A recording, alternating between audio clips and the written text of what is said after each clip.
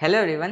Consistency कैसे बनाए रखें। डेली आपको इतने लेक्चर करना होता है, डीपीपी सॉल्व करना होता है, एनसीईआरटी पढ़ना होता है और तीनों सब्जेक्ट को इक्वली इंपॉर्टेंस दे के चलना होता है। आज इस वीडियो में सब कुछ डिस्कस करने वाला हूं और आपका जो डाउट रहता है कि टेस्ट कौन सा डे, टाइम को कैसे मैनेज करें, सारा कुछ आज डिस्कस करने वाला हूं। और लास्ट में मैं आपको अपना एक नीट के टाइम का स्टोरी भी शेयर करूँगा जो कि आपको कंसिस्टेंट रहने में बहुत हेल्प करेगा। तो चलिए वीडियो को स्टार्ट करते हैं और सारे पॉइंट को एक एक करके पॉइंट वाइज डिस्कस करते हैं। तो सबसे पहला पॉइंट कि कंसिस्टेंट कैसे रहें अपने पढ़ाई को लेके। जैसे आज आप 10 घंटा पढ़ लिए, फिर आपको इसी 10 घंटा के पेस में डेली पढ़ना है और डेली टाइम आपको धीरे धीरे इंक्रीज करना है। ये चीज़ आप कैसे अचीव करेंगे कि डेली के बेसिस पे आपको रेगुलर हो के मेहनत करना है। किसी भी काम को स्टार्ट करने के लिए तो हम बहुत मोटिवेशन आ जाता है हम लोग के अंदर, हम स्टार्ट कर देते हैं, लेकिन कंसिस्टेंट वे में इसको कैसे फॉलो करें इसमें प्रॉब्लम आता है। तो आज मैं आपको कुछ प्रैक्टिकल वेज बताऊंगा जो कि आप फॉलो करके अपने पढ़ाई में कंसिस्टेंट रह सकते हैं। सबसे पहला जो मोस्ट इंपॉर्टेंट चीज़ आता है वो आता है आपका माइंड सेट। आपका माइंड सेट क्या है, आप अपने गोल को कितना प्रायोरिटाइज करते हैं, अपने प्रायोरिटी लिस्ट में आप अपने गोल को क्या पोजीशन देते हैं, सबसे ऊपर रखते हैं या नहीं रखते हैं। अपने गोल को आपको प्रायोरिटी लिस्ट में सबसे ऊपर टॉप पोजीशन पे रखना है, लाइफ में चाहे कोई भी इवेंट हो रहा हो। दूसरा, लव योर वर्क, मतलब आप जो अभी कर रहे हैं आपको अपने काम से प्यार करना है। आप जो ऐसा बिल्कुल नहीं आपको सोचना है कि मैं जो अभी मेहनत कर रहा हूँ ये बहुत कोई हेक्टिक काम कर रहा हूँ, बहुत मेहनत वाला काम कर रहा हूँ, बल्कि आपके माइंडसेट ऐसा होना चाहिए कि आपको ये सोचना है कि मैं जो ये काम कर रहा हूँ ये मेरे सपनों तक पहुँचाने का रास्ता है, इसी रास्ते के थ्रू मैं जाऊँगा तब मैं अपने सपनों को अचीव करूँगा। इसलिए आपको बिल्कुल पॉजिटिव वे में सोच के काम करना है। पॉजिटिव वे में आप अगर मेहनत कीजिएगा तब आपको कोई भारी भरकम काम नहीं लगेगा, तबकि आपको मज़ा आएगा काम करने में और आप बोर भी नहीं होइएगा। आप पॉजिटिव वे में आप अपना काम को फिनिश भी कर पाइएगा अच्छे से। आपको ऐसा सोचना है कि ये वो रास्ता है जिसको क्रॉस करके मैं अपने मंजिल को पाऊंगा। तो बिल्कुल जी जान लगा के मेहनत करना है। दिखना चाहिए तो बस सपना, ये नहीं दिखना चाहिए कि मैं आज इतना घंटा पढ़ा, इतना मेहनत किया। दिखना चाहिए तो मैं अपने सपने के करीब पहुंच रहा हूँ या नहीं पहुंच रहा हूँ। थर्ड, ट्रैक योर वर्क, अपने आप को आपको ट्रैक करना है कि आपने जो टारगेट लिया था 0 से 650, 670, 680 प्लस का जो आपने टारगेट लिया है, आप उस टारगेट को अचीव करने में कहाँ तक पहुँचे। मतलब आपका सिलेबस अभी तक कितना कंप्लीट हुआ, कितना सिलेबस बाकी है और कितना टाइम आपके पास बचा है, किस पेज से आप कीजिएगा जो कि सिलेबस आपका कंप्लीट हो जाए। आपको ये एक्टिवली अपने आप को एनालाइज करना है खुद से। ऐसा नहीं कि किसी कोचिंग में हम एडमिशन ले लिए तो कोचिंग के भरोसे बैठ गए, जैसे पढ़ाया जा रहा है कोचिंग हम उसी अकॉर्डिंग पढ़ते जा रहे हैं। कोचिंग में तो हर साल हज़ारों बच्चे पढ़ते हैं, लेकिन हर साल हज़ारों बच्चों का सिलेक्शन एक कोचिंग से कभी नहीं होता है। किनका सिलेक्शन होता है? जो एक्टिवली अपने आप पे काम करते हैं, अपने आप को एनालाइज करते हैं, अपने अकॉर्डिंग काम करते हैं, जो चीज़ कमी रहता है उस पर वर्क करते हैं। ऐसा नहीं कि मतलब कोचिंग जैसे चला रहा है हम उसी तरह पैसिवली चले जा रहे हैं। तो आपको अपने आप को एनालाइज करना है और जब आप अपने काम में इन्वॉल्व होइएगा, एक्टिवली अपने आप पे चेक करते रहिएगा, तो आप ऐसे ही कंसिस्टेंट रहेंगे, आप कभी भी डिस्ट्रैक्ट नहीं होंगे। अपने गोल को लेके जब आप सिंसियर रहिएगा तो अपने आप कंसिस्टेंट रहिएगा। चौथा फैक्टर है रेलिवेंसी, आप कितना रेलिवेंट पढ़ रहे हैं और कितना रेलिवेंट आप अप्लाई कर रहे हैं। पढ़ना वो है जो कि एकदम नीट ओरिएंटेड हो, एनसीईआरटी ओरिएंटेड पढ़ाई ही करना है।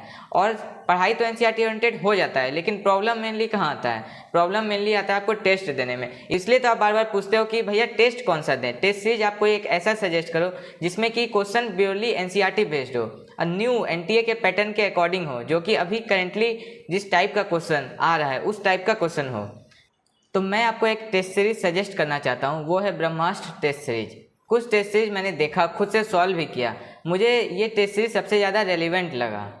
और मैं ये टेस्ट सीरीज आपको क्यों सजेस्ट कर रहा हूँ, इसके पीछे भी कुछ पॉइंट है, मैं आपको बताता हूँ। और ये जो ब्रह्मास्त्र टेस्ट सीरीज है मेमोनीट का, ऐसा ही कुछ टेस्ट सीरीज नीट 2024 में भी मेमोनीट ने लॉन्च किया था, जिससे कि 680 आउट ऑफ 720 मार्क्स आए थे एग्जाम में। और ये कोई छोटी बात नहीं है, बहुत बड़ी बात है। वो भी सिर्फ 14 टेस्ट से, सिर्फ 14 टेस्ट से 680 मार्क्स आए थे 720 मार्क्स में। और नीट 2024 में जो 680 आउट ऑफ 720 मार्क्स इससे आए थे, इस बात का मुझे भी यकीन नहीं हुआ। उसके बाद मैंने खुद से चेक किया और आप भी देख सकते हो कि जूलॉजी में 35 out of 35 question section A के इससे मैच किए थे। केमिस्ट्री में सेक्शन ए से 32 आउट ऑफ 35 क्वेश्चन मैच किए थे और फिजिक्स के सेक्शन ए के 34 आउट ऑफ 35 क्वेश्चन मैच किए थे। इसके बाद मैंने टेस्ट सीरीज के क्वेश्चन को नीट 2024 वाले पेपर में जो क्वेश्चन आया था उससे जब एनालाइज किया, तब जाके मुझे यकीन हुआ। ये प्रूफ आप खुद से भी चेक कर सकते हो। ऐप आप डाउनलोड कीजिएगा तो उसमें भी आपको ये प्रूफ मिलेगा, और मैं आपको डिस्क्रिप्शन में भी लिंक दे देता हूँ, आप खुद से भी जाके एक बार चेक कर सकते हैं कि 680 आउट ऑफ 720 मार्क्स नीट 2024 में इस टेस्ट सीरीज से आए थे। तो आप समझ सकते हो कितना रेलिवेंट टेस्ट सीरीज था। और ऐसा कैसे हो पाया? ऐसा इसलिए हो पाया क्योंकि ये जो टेस्ट सीरीज डिजाइन किया गया है, ये पिछले 5 साल के एनटीए के पैटर्न के अकॉर्डिंग डीप स्टडी करके डिजाइन किया गया है। मतलब जिस तरह का क्वेश्चन बहुत ज़्यादा फ्रीक्वेंटली पूछा जा रहा है, उस टाइप के क्वेश्चन को ऐड किया गया है, इसलिए बहुत ज़्यादा इससे प्रोबेबिलिटी रहता है कि क्वेश्चन आने का। और आपको ऐसे ही टेस्ट सीरीज की ज़रूरत है जो कि मोस्ट रेलिवेंट हो, और कुछ ऐसे पॉइंट जो कि इस टेस्ट सीरीज को बाकी टेस्ट सीरीज से ज़्यादा बेहतर बनाते हैं। इसमें नीट 2025 के लिए 26 पार्ट टेस्ट है और 10 फुल लेंथ टेस्ट है। और जो मोस्ट इंपॉर्टेंट है वो कि हर तीसरा टेस्ट आपका क्यूमुलेटिव टेस्ट होने वाला है। ये क्यूमुलेटिव टेस्ट क्या होता है? क्यूमुलेटिव टेस्ट ये होता है कि हर तीसरा टेस्ट में आपका जो प्रीवियस टेस्ट है उसका भी सिलेबस इंक्लूडेड रहेगा, ताकि आपका जो आप पीछे टेस्ट देते आ रहे हैं उसका भी रिवीजन होता रहे। और एक फीचर जो कि मुझे बहुत ज़्यादा यूजफुल लगा वो कि ये टेस्ट तो ऑनलाइन और ऑफलाइन दोनों में अवेलेबल है, लेकिन अगर आप ऑनलाइन टेस्ट में ऑफलाइन वाली फीलिंग लेना चाहते हैं तो आपको बस OMR शीट को डाउनलोड करना है और उस OMR शीट में आपको क्वेश्चन सॉल्व करना है, टेस्ट देना है। उसके बाद आपको उस OMR शीट को स्कैन करना है और विद इन फ्यू टाइम आपका सारा कुछ एनालाइज होके आ जाएगा कि आपने जो टेस्ट दिया उसमें आपका कितना क्वेश्चन सही हुआ, कितना गलत हुआ। बिल्कुल आसानी से आपका एनालिसिस होके सामने आ जाएगा। ये बहुत ही ज़्यादा एक यूजफुल और यूनिक फीचर लगा हमको। और बाकी जो हर टेस्ट सीरीज में मिलता है कि सारे क्वेश्चन का वीडियो सॉल्यूशन, वो तो आपको मिलेगा ही, साथ में आपको 24/7 व्हाट्सएप का डाउट ग्रुप भी मिलता है, जहाँ पे आप कभी भी किसी भी टाइम अपना डाउट को पूछ सकते हैं और अपना क्वेश्चन को सॉल्व कर सकते हैं। ये टेस्ट सीरीज हिंदी इंग्लिश दोनों में अवेलेबल है। और मैंने जो इतना सारा फीचर बताया, आपको अगर यकीन नहीं हो रहा है कि इतना सारा कुछ एक साथ आपको मिलेगा, तो आप अभी जाके चेक कर सकते हैं। ऐप को डाउनलोड कीजिए एंड पहला टेस्ट सीरीज आपको बिल्कुल फ्री मिलता है। आप जाके एक बार टेस्ट को दीजिए, उसके बाद आपको खुद पता चल जाएगा कि टेस्ट कितना ज़्यादा रेलिवेंट है।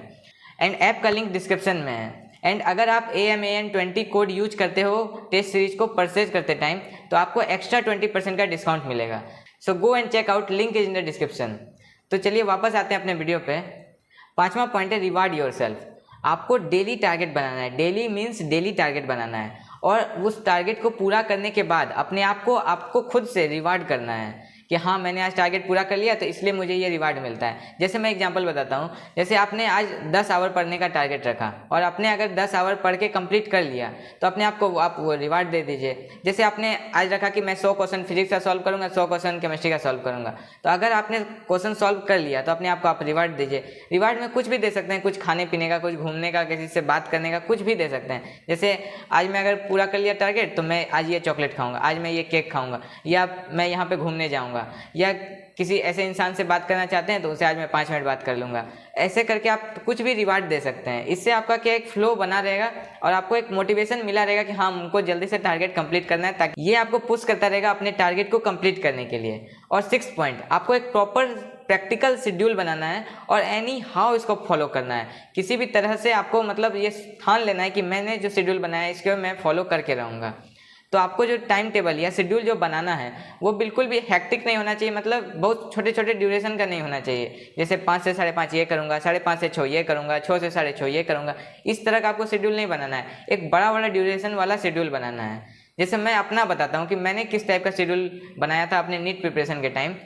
तो पहले मैंने भी ऐसा बनाया था छोटा छोटा, जो कि फॉलो नहीं हो पाता है, जो कि रियल है। ऐसा करना फॉलो बहुत मुश्किल होता है, इसलिए मैंने बाद में बड़ा शेड्यूल बनाया था। जैसे मैं बताता हूँ, जैसे मैंने 6 से 10 एक स्लॉट बनाया था 4 घंटे का, उसके बाद फिर 11 से 3 दूसरा स्लॉट बनाया था, फिर 4 से 8 तीसरा स्लॉट, 4 घंटे का 3 स्लॉट बनाया था। और इसमें फिजिक्स केमिस्ट्री बायो तीनों को इक्वली टाइम देके मैंने बनाया था कि 3 शेड्यूल 4 आवर का, जिसमें कि 12 घंटा पढ़ाई भी हो गया और तीनों सब्जेक्ट को इक्वली टाइम भी मिल गया। आप भी इस तरह का शेड्यूल बना के फॉलो कर सकते हैं। और बाद में मैंने इसमें और 3 आवर का एक्स्ट्रा ऐड कर दिया था, मतलब 12, 13, 14, 15 टोटल 15 घंटा हो गया था बाद में जो ऐड किया था। मैं बताता हूँ, 6 से 10, 11 से 3, 4 से 8 और 9 से 12, मतलब टोटल 15 घंटा का शेड्यूल बना था। और ऐसा नहीं है कि जैसे मैंने 6 से 10 मैं फिजिक्स के लिए रखा था, फिर 11 से 3 केमिस्ट्री, 4 से 8 बायो, तो 4 से 8 बायो, तो 4 से 8 मैं बायो ही पढ़ूंगा। इस बीच में बायो का लेक्चर करना हो, बायो का क्वेश्चन सॉल्व करना हो, बायो के लिए DPP सॉल्व करना हो, या बायो का NCERT पढ़ना हो, सारा कुछ मैं इसी में करूँगा। फिजिक्स वाले शेड्यूल में मैं बायो ज़बरदस्ती नहीं घुसाऊँगा। ये जो आपका एक हैबिट बन जाएगा, इससे आपको एक बहुत ज़्यादा स्मूथनेस आएगा पढ़ाई में, और तीनों सब्जेक्ट को आपको इक्वली बैलेंस करके पढ़ाई करने में आसानी मिलेगा। तो ये कुछ पॉइंट थे जिसको कि आप फॉलो करके कंसिस्टेंट वे में पढ़ाई कर सकते हैं। मैं फिर से एक बार शॉर्ट में सारा पॉइंट आपको बता देता हूँ। पहला, प्रायोरिटाइज योर गोल, अपने गोल को अपने प्रायोरिटी लिस्ट में सबसे ऊपर रखना है आपको।